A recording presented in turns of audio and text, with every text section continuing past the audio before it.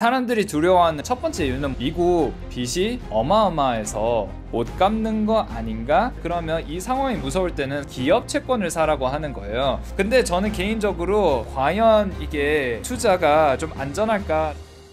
네, 안녕하십니까. 5살도 이해하는 경제 오이경이라고 합니다. 요즘 다들 불안하죠. 네, 왜냐? 지금 주식이 너무 오르고 트럼프는 이상한 짓 하고 있고 지금 물가는 너무 많이 올라와 있고 그러면 이제 이것 때문에 내가 지금 들고 있는 주식 가치가 확 내려가는 거 아닌가 그 두려움이 있어요. 그러면 이제 이것 때문에 어떻게 해야 되지? 해결책을 찾으려고 하시는 분도 있고 그리고 그러면 이제 나중에는 미래는 이제 어떻게 될지 그런 시나리오도 이제 알고 싶으신 분들이 많을 거예요. 저도 사실 똑같았거든요. 똑같은데 제가 배런스라는 뉴스 기사를 읽으면서 정말 재밌는 기사를 읽었는데 이거 유료 결제했거든요. 근데 너무 중요한 내용들이 너무 많아서 제가 이거를 최대한 쉽게 설명해 드리려고 하거든요. 쉽게 설명해서 제 분석을 이렇게 추가를 하면 그거는 이제 저작권 침해가 되지 않을까 싶어서 뉴스 기사를 이제 보여드리지 않도록 하겠습니다. 이제 사람들이 두려워하는 첫 번째 이유부터 시작하겠습니다. 첫 번째 이유는 뭐냐면요. 미국 빚이 어마어마해서 못 갚는 거 아닌가? 네, 이 두려움이 있습니다. 네, 미국 빚이 얼마나 많냐면요. 제가 이거를 AI를 이용해가지고 최대한 쉽게 설명하려고 이렇게 정리를 했는데요. 미국이 지금 37조 달러, 5경 원 넘는 이제 돈을 빌렸다고 합니다. 여태까지, 지금 2025년까지.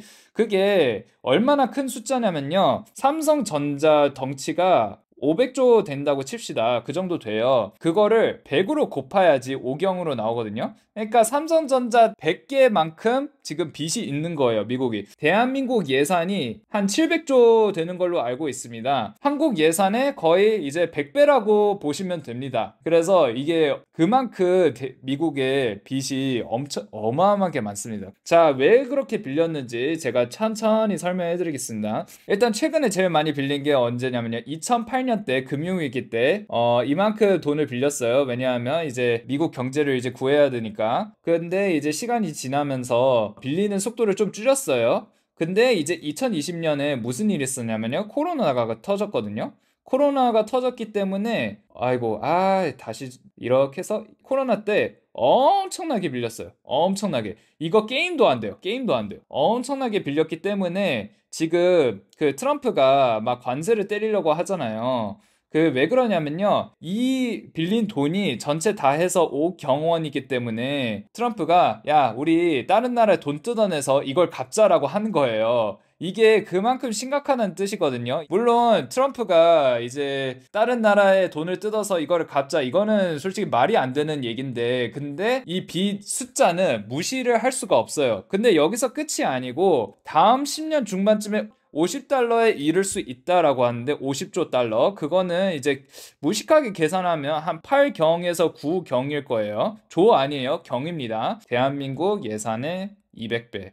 와 진짜 어마어마한 돈이다 정말. 아무튼 그래서 역사상 제일 많은 빚이라고 합니다. 그래가지고 그렇게 빚이 많으면 사람들이 어떻게 되냐면요. 야, 미국 달러 믿을 수 있을까? 신뢰를 잃어버리죠. 이거 괜찮은 걸까? 정말 갚을 수 있을까? 이런 생각을 하죠. 그러면 어떻게 되냐? 이자를 더 달라고 합니다. 자, 이게 무슨 뜻이냐면요. 미국이 돈이 부족해요. 돈이 부족하면 어떻게 해야 합니까? 얘들아, 있잖아. 나 돈 좀 빌려줘.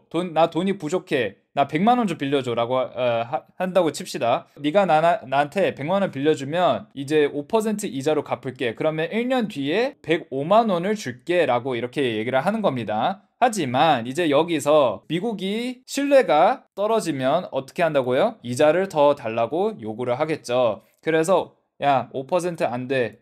10% 줘. 내가 해가지고 10%로 올리면 110만 원을 갚아야 됩니다. 이제 미국은. 이게 바로 뭐라고 하냐? 채권입니다. 채권은 약속하는 종이에요. 이 종이 자체가 바로 채권이에요. 그래서 채권 시장에서 뭘 하냐면요. 이거를 사고 팔아요. 계속 사고 팝니다. 금리는 이 종이에 이 5%라는 숫자는 절대 바꿀 수 없습니다. 하지만 이 종이의 가치는 바꿀 수 있습니다. 자, 여기서 보십시오. 이자가 이렇게 10% 올랐잖아요. 이자를 더 달라고 해서 10% 올랐잖아요. 그러면 이 종이의 가치가 어떻게 될까요? 원래 105만 원을 받는데 이제 110만 원 받을 수 있어요. 그럼 이 종이가 어떻게 되죠? 약속 종이가 가격이 내려갑니다. 가치가 떨어지기 때문에. 왜냐하면 미국에서 100만 원 빌려주면 이제 110만 원 받을 수 있는데 105만 원을 굳이 왜? 이 종이를 왜 사? 그러니까 채권 가격이 어떻게 된다? 가격 하락. 채권 가격 하락하면 어떻게 된다? 채권 시장 붕괴. 이렇게 되는 겁니다. 이해가 되셨죠? 그게 바로 뭐냐면 채권 시장 폭발인 겁니다. 제가 설명했듯이. 실제로 예를 들자면 2022년에 사실 채권 시장이 폭발한 적이 한 번 있었어요. 파월이 그 연준 의장이 야, 우리 금리를 올려야 된다. 이제 주식을 뉴스를 조금씩 보신 분들은 좀 아실 겁니다. 뭐 자이언트 스텝 해야 된다. 빅 스텝을 해야 된다. 금리가 올라가면 무조건 채권이 내려갑니다. 채권이 내려가기 때문에 채권 시장이 이렇게 폭발했습니다. 그렇게만 이제 설명해 드리겠습니다. 시간이 없으니. 네, 자 이제 다음에 넘어가겠습니다. 자, 그래서 이제 그러면 이 상황이 무서울 때는 사람들이 어떻게 해야 돼요? 라고 물어봤을 때 기업 채권을 사라고 하는 거예요. 자, 저번에는 이제 나라가 그 돈이 없을 때 돈 빌려줘 라고 하는 거는 뭐냐면요. 그거를 국채라고 합니다. 만약에 기업이 돈 빌려달라고 하면 뭐가 되냐? 그게 바로 사채가 됩니다. 사채, 기업 채권이 되는 거예요. 원리는 똑같습니다. 제가 전번에 설명해 드렸듯이. 아무튼 그래서 이제 그 기사에서 또 뭐라고 했냐면요. 애플 같은 회사가 있는데 애플 주식을 사는 게 아니고 애플 그 기업 채권을 한번 사봐라 라고 하는 거예요. 애플의 사채를 사면 나름 안전하다라고 얘기를 하는 거예요. 그래서 왜냐하면 이제 평가기관에 트리플 A 등급을 받았는데 이게 제일 높은 거예요. 그리고 미국 정부 채권보다 이자를 조금 더 준대요. 그래서 미국 정부 채권이 예를 들어서 미국 정부에 100만 원 빌리면 4%를 다시 받는다면 애플은 100만 원을 받으면 5%를 다시 받아서 105만 원을 받을 수 있다. 이런 얘기거든요. 그래서 이자를 조금 더 주면서 안전하다고 하는 거예요. 이제 제 개인적인 생각을 말씀드릴게요. 개인적인 생각은 불안할 때 빚 못 갚는 거 아닌가라고 할 때 이제 기업 사채 사는 거는 괜찮은 아이디어라고 생각을 해요. 주가가 뭐 올라가든 내려가든 떠나서 어찌됐든 계속 이자를 꾸준히 아이고 제가 한국말을 잘 못 써서 꾸준한 이자를 받으니까 괜찮지 않을까. 아 제가 진짜 글씨를 너무 못 씁니다. 죄송합니다. 아무튼 이거는 매수매도 추천이 아니고 투자의 책임은 본인에게 있습니다. 제가 궁금해서 한번 애플 채권에 대해서 찾아봤습니다. 직접적으로 못 찾았거든요. 왜냐하면 삼성증권 이제 앱을 열면 그 채권을 거래하는 시간 외에는 이제 볼 수가 없어요. 제가 알기로는 9시에서 16시까지 채권 시장이 여는데 그때만 이제 채권이 뭐 있는지 볼 수 있는데요. 지금 그 저녁 11시 10분인데 그 시간에는 이제 볼 수가 없습니다. 그래서 볼 수가 없어서 제가 확인을 못했는데요. 아무튼 삼성증권 통해 애플 회사채를 투자할 수 있다고 합니다. 근데 저는 개인적으로 과연 이게 투자가 좀 안전할까라는 생각이 듭니다. 제가 왜 그렇게 생각하는지 제가 말씀을 드리겠습니다. 저는 되게 보수적인 투자자이기 때문에 이것까지 하나하나 따지면서 투자를 하거든요. 굳이 이것까지 걱정해야 되나 싶을 정도로 저는 되게 보수적이에요. 아무튼 부채 비율이 무슨 말이냐면요. 내가 가지고 있는 돈 중에 부채가 얼마나 있냐라고 이거를 계산하는 숫자인데요. 저는 이 부채 비율을 되게 중요하게 생각하거든요. 예를 들어서 삼성전자가 5만 원일 때 저는 그래도 삼성전자는 망하지 않을 거라고 확신한 이유가 뭐냐면요. 삼성전자의 부채 비율이 27%이기 때문이다. 27%는 굉장히 낮은 숫자예요. 이거는 좀 자부심을 가져도 됩니다. 자기 돈에 비해서 부채가 굉장히 낮다는 뜻입니다. 그만큼 이제 리스크가 별로 없다는 뜻이죠. 애플은 부채가 정말 많습니다. 부채 비율이 310%예요. 전번에 애플의 재무제표를 봤을 때 이거 보고 깜짝 놀랐거든요. 와, 애플이 생각보다 부채가 많구나. 부채가 많다는 뜻은 지금 당장 막 망하는 건 아니지만 만약 위기가 왔을 때 부채가 높으면 정말 위험하거든요. 부채가 높은데 애플의 채권을 산다? 좀 리스크가 있지 않을까라는 생각이 있어가지고 저는 개인적으로 애플의 회사채는 안 사는데, 근데 뭐 미국의 기업들을 보면서 부채가 낮은 기업들을 찾아가지고 거기에 이제 회사채 사는 것도 괜찮은 작전이 아니지 않을까라는 생각이 들어요. 예를 들어서 뭐 엔비디아 회사채가 있으면 그것도 나쁘지 않은 이유가 뭐냐면요, 엔비디아가 제가 알기로는 1년에 그냥 놀고 있는 현금이 한 80조 정도 되고 부채가 그렇게 높지 않은 걸로 알고 있는데 확실하진 않아요. 인터넷에 찾아봐가지고 부채가 낮은 기업을 찾아가지고 투자하는 게 어떻게 보면 나쁘지 않은가라는 생각이 들어서 이거를 가져왔습니다. 아무튼 자, 만약 진짜로 미국이 돈을 못 갚으면 어떻게 되냐라고 하는데, 근데 이제 기사에서 뭐라고 하냐, 그럴 가능성은 거의 없다라고 얘기를 해요. 왜냐하면 만약 그 미국이 돈을 못 갚을 정도가 되면 정부와 은행이 절대 가만히 있지 않을 거야 라고 얘기를 하고 있습니다. 저는 이거 100% 동의를 합니다. 이거 어디서부터 얘기를 하지? 이거 얘기하면 길어지는데, 일단은 미국이 불안한 이유는 트럼프 때문입니다. 트럼프는 말 그대로 미국의 내부의 적이거든요. 만약 미국이 돈을 못 갚으면 이 상황까지 오잖아요. 그러면 제일 빨리 해결할 수 있는 방법은 트럼프를 내보내는 겁니다. 뭐 탄핵을 통해서 아니면 뭐 사임시켜서.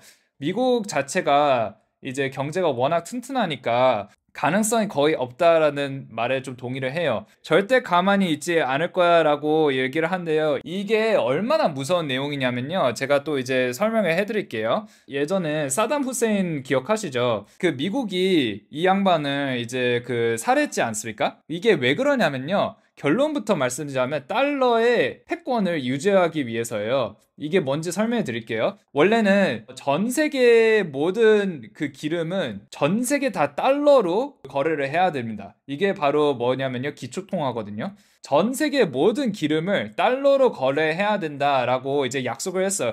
이 약속에 대해서 또 설명하면 또 엄청나게 오래 걸리니까 그냥 이것만 알고 계세요. 전 세계에 있는 모든 기름은 무조건 달러로 거래를 해야 된다. 그래야지 이제 미국이 패권을 유지를 할 수 있는 거거든요. 아무튼 그 미국은 달러 패권을 유지하는 거를 정말 중요하게 생각합니다. 얼마나 중요하냐면 사담 후세인을 이것 때문에 죽인 거거든요, 어떻게 보면. 왜냐하면 사담 후세인이 뭐였더라? 그 기억이 안 나는데 유로인가? 유로 아니면 중국 유안 위안으로 이제 거래를 할 거라고 뭐 이렇게 얘기를 했기 때문에 이제 미국이 사담 후세인을 죽였다라는 썰이 있는데, 저는 이제 미국도 그게 충분히 가능하다라고 그 생각을 하기 때문에, 그래서 절대 가만히 있지 않을 거야라고 하는데 그거는 정말 일리 있는 말입니다. 그래서 미국 정부가 진짜로 빚을 못 갚는 일이 일어나기 어렵다라고 그렇게 얘기를 하는 거예요. 그리고 미국이 달러가 약해지는 방법은 뭐냐면요, 모든 외국 나라들이 미국 국채를 한꺼번에 버리면 미국 달러가 낮아지거든요. 자, 이게 무슨 뜻이냐면요, 자, 예를 들어서 뭐 캄보디아라는 나라가 있거나 라오스라는 뭐 나라가 있는데, 예를 들어서 여기서 달러가 엄청나게 많아요. 달러가 많은데 예를 들어서 달러의 이제 가치가 이제 줄었어요. 야, 달러 불안하다, 우리 이제 팔자, 이 달러를 없애자 라고 할 수도 있다고 하는데, 이제 기사에서는 뭐라고 하냐면요, 그런 가능성은 낮다라고 얘기를 합니다. 자, 왜 가능성이 낮냐면요, 이 달러를 팔아가지고 이제 자기 돈이 들어오면 어떻게 되겠습니까? 자기 돈이 이 나라에서 더 많아져요. 그러면 뭐라고 하냐면 공급이 더 많아진다. 공급이 더 많아진다는 뜻은 숫자가 더 많아지는 거거든요. 이제 그러면 숫자가 많아지면 어떻게 돼요? 흔해지겠죠. 자기 돈이 더 흔해지니까 그럼 가치가 어떻게 돼요? 떨어집니다. 그래서 그 자기 화폐 가치가 떨어지기 때문에 이렇게 던질 가능성은 없다라고 이렇게 설명을 하는 겁니다. 이해가 되시죠? 읽어드리겠습니다. 외국 나라들도 미국 국채를 엄청나게 많이 갖고 있거든. 만약 갑자기 팔아버리면 자기 나라 돈 가치도 같이 떨어지니까 그건 그들한테도 손해야 라고 해서, 미국이 말하면 다른 나라도 힘들어지네요. 네, 맞아요. 그래서 채권 시장 붕괴는 불가능하지 않지만 일어날 확률은 낮다. 미국 빚을 못 갚기 전에 똑똑한 사람들이 반드시 해결책을 찾을 것이다 라고 하니까 결국에는 달러를 못 갚더라도 미국이 망할 가능성은 제가 봤을 때는 이제 거의 없다고 보기 때문에 지금도 세상에서 제일 믿을 만한 나라다. 미국이 불안하다고 달러를 한꺼번에 던질 나라도 없을 거고 워낙 경제가 튼튼하기 때문에 이제 트럼프 이 양반만 없으면 되니까 나라가 완전히 망한다는 건 거의 불가능하다라고 그 기사에서는 얘기했습니다. 제가 이제 동영상을 여기서 마무리할 건데요. 다음 얘기는 무슨 얘기냐면요. 인공지능이 너무 커져서 거품이 터질까 이 얘기를 하려고 하는데요. 전번에도 제가 오픈 AI에 대해서 설명을 해드렸는데 거기서 이제 플러스로 이제 또 그 추가로 들으면 이제 좋을 것 같아서 다음 시간에는 이제 AI 버블에 대해서 말씀드리겠습니다. 네, 여기서 마치겠습니다. 네, 오늘도 시청해 주셔서 감사드리고 구독, 좋아요, 알림 설정 부탁드리겠습니다. 감사합니다.